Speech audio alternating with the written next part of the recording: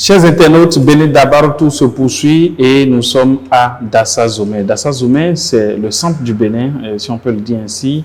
Dassa Zoumé, c'est une ville carrefour et nous sommes avec l'autorité communale avec qui nous parlerons de la thématique de cette édition de Bénin Dabar Tour.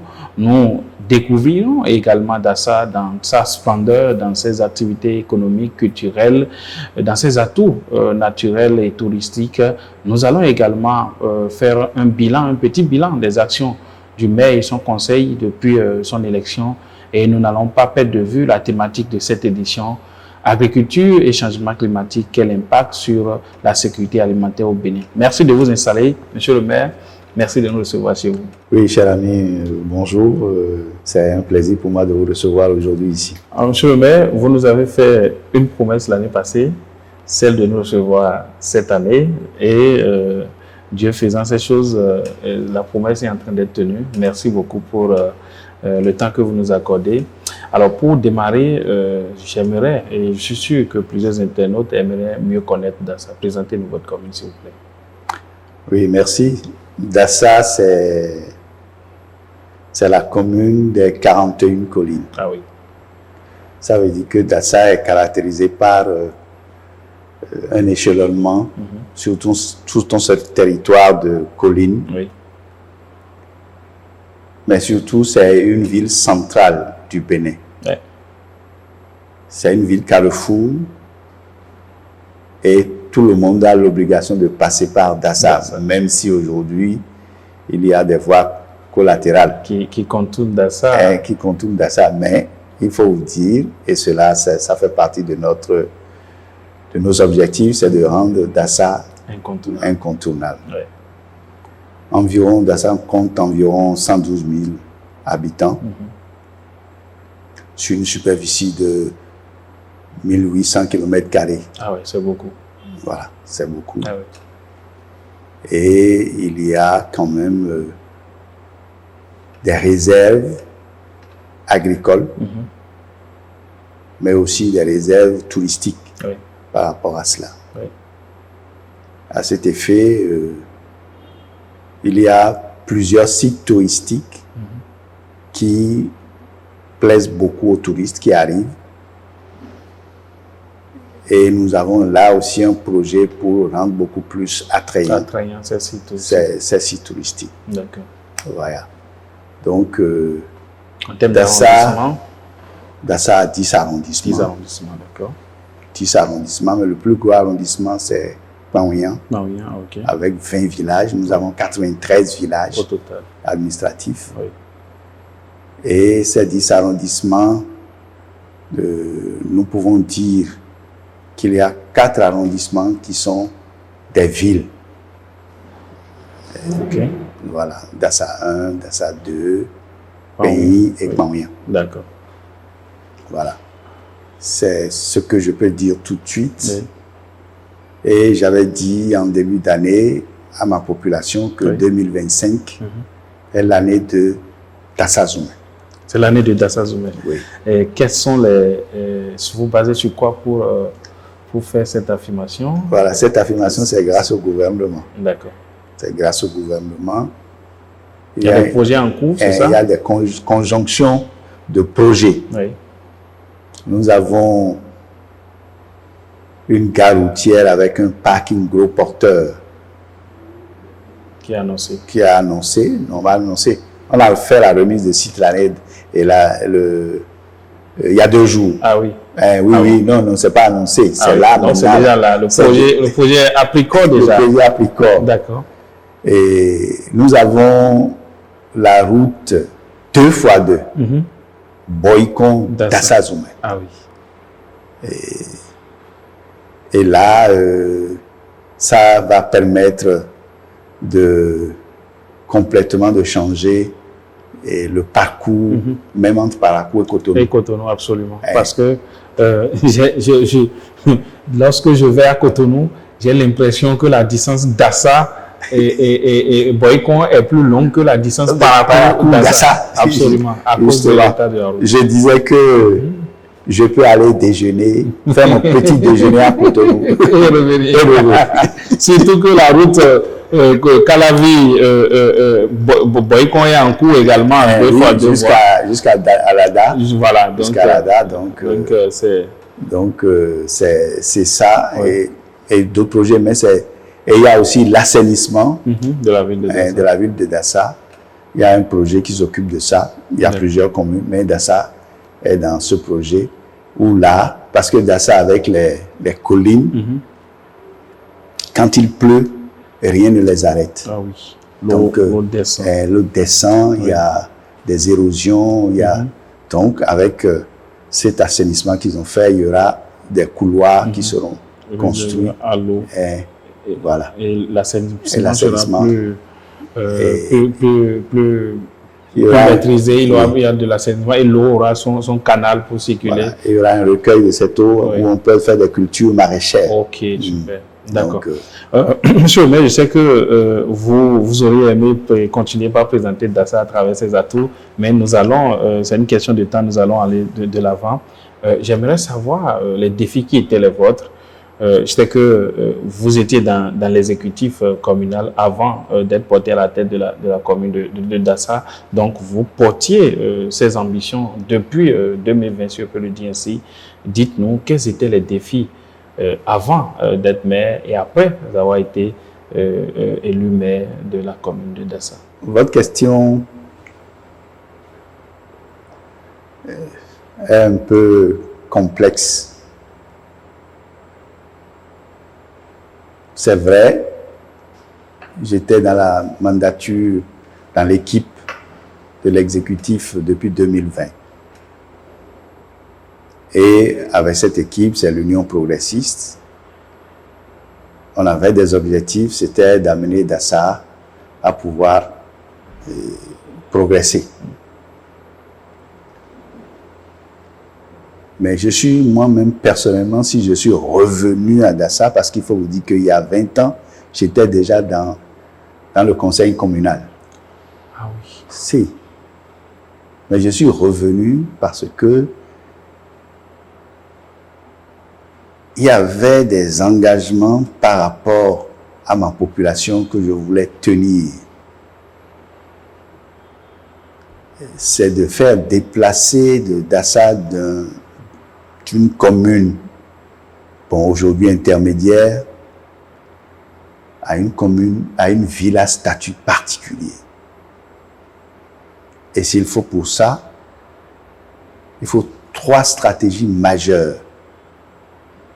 Donc, c'était les défis. Mobiliser les ressortissants en interne et en externe de Dassa Zoumé sur la cause de Dassa Zoumé. C'était le premier défi que j'avais. Le second défi, c'était de s'attaquer à la mobilisation des ressources internes. On avoisine aujourd'hui 300 millions environ, mais nous devions aller plus d'1 milliard par an. À cet effet, ce n'est pas les projets qui vont pouvoir le faire, ce n'est pas les tâches que nous prenons à nos populations qui peuvent le faire. Il faut mettre en place des outils permettant de mobiliser les ressources et de les utiliser pour les grands travaux. Voilà ce que j'avais comme défi quand je suis venu à la tête le 20 avril 2023. Et je peux dire que nous sommes sur le chemin. Le conseil de supervision a validé la création d'une société à part d'action. Et cette société mobilisera les ressources des ressortissants de Dassa Zoumé et amis ou autres qui veulent le progrès de nos communautés. Le conseil de supervision aussi a validé que les grands travaux comme la construction, la transformation de l'auberge de Dassa que tout le monde connaît depuis 1963 en un hôtel à 3 ou 4 étoiles et de faire des résidences pour les pèlerins, parce que nous avons ici 2 sites religieux, le site de la grotte mariale et le site Sapata, ces 2 sites reçoivent environ 10 000 pèlerins par an. Donc, là aussi, nous avons prévu, parce que déjà vers avril, les hôtels sont bouclés pour la grotte mariale. Donc, et on voit des pèlerins qui se couchent dans la cour de la cathédrale. Donc, on a prévu de construire des résidences pour cela. Mais le défi majeur qui doit être relevé depuis 1960, c'est la diffusion de l'instruction à la grande majorité de la population. Parce que nos populations souffrent d'accès à l'information. Donc là aussi, on a prévu de mettre dans les villages les classes des adultes. Classes des adultes, c'est quoi? C'est des espaces d'apprentissage de nos langues maternelles. C'est des espaces d'acquisition d'informations dans nos langues. Et c'est des espaces d'étude des cas que les populations rencontrent tous les jours pour qu'on échange sur comment ça va se résoudre. Il y a un grand écrivain qui dit que Karl Popper, les valeurs ne s'adoptent qu'en public. C'est au cours des rencontres publiques que quand il y a des modèles qui sortent, les gens l'adoptent. Et justement, les pays développés le savent, ils créent les stars comme ils veulent, mais c'est pour transmettre des valeurs à leurs jeunes enfants. Voilà à peu près ce que je peux dire comme défi. Et là où nous sommes en train d'aller, le conseil communal, le conseil de supervision a validé ces propositions. Et je crois que 2025, comme je vous l'ai dit, c'est l'année de Dassa Zoumé. Eh bien, l'année 2025, c'est l'année de Dassa Zoumé et effectivement, à travers ces défis que vous venez d'énumérer, des défis très audacieux, je trouve ainsi, et avec ce que programme le gouvernement, je suis sûr quand tout cela sera mis en œuvre, effectivement, et Dassa aura connu une année, l'année de son année, comme on peut le dire. Alors, monsieur le maire, j'ai bien envie d'aller au-delà de ce qui est prévu par le gouvernement pour savoir les besoins des populations de Dassa en termes de réalisation du gouvernement. Il y a un problème que je connaissais de Dassa, je ne sais pas si c'est le cas, il y a le problème d'eau que Dassa connaissait par le passé. Dites-nous aujourd'hui où en est Dassa par rapport au problème d'eau potable. Non, ça là, c'est avec la joie au cœur que je vais vous parler de cela. D'accord. Parce que dans la campagne du président Patrice Talon, dans les 6 communes, l'élément unique et essentiel demandé par la population, c'est l'accès à l'eau potable. Dans les 6 communes des collines. Des collines, ok. Dans les 6 communes des collines. Oui. C'est l'accès à l'eau potable. Parce que nous connaissons à Dassa ici le phénomène des bidons jaunes. Effectivement. Voilà. Nous connaissions les vers de Guinée. Nous avons fait les projets, on fait beaucoup de forages.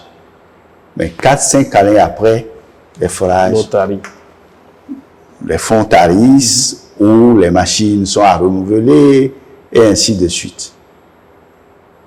Et l'audace de ce gouvernement, c'est d'avoir fait une retenue d'eau. C'est ce qui est réalisé actuellement. La retenue d'eau d'Aye Djoko. C'est 2 millions de mètres cubes. 2 millions? Oui. Et les raccordements ont été déjà faits.